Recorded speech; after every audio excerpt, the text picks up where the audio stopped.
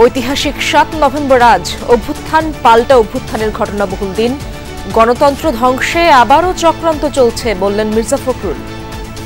৭ই নভেম্বর বিপ্লব সংহতি দিবস আমাদেরকে সেই পথেই যেতে পারে, যে পথে সত্যিকার অর্থেই আমরা বাংলাদেশে গণতান্ত্রিক রাষ্ট্র নির্মাণ করতে পারবো।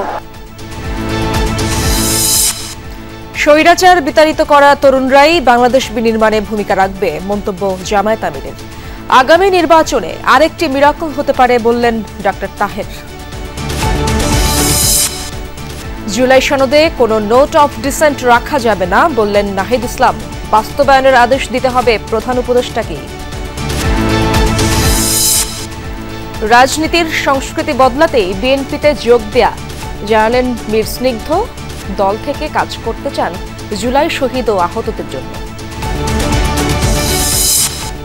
15 নভেম্বর থেকে পুলিশের নতুন পোশাক শুরুতে পাবে মহানগর, পিবিআই সহ কয়েকটি ইউনিট। পেশাদারিত্ব ও জনগণের সঙ্গে সম্পর্ক উন্নয়নই লক্ষ্য। তো ইনিশিয়ালি মেট্রোপলিটন এবং আমি বিশেষায়িত ইউনিট যেগুলো বললাম, এই পিবিআই, নৌ পুলিশ এরা আগে পড়বে, এরপরে পুলিশ হেডকোয়ার্টার্স এবং এরা হচ্ছে পরবর্তী।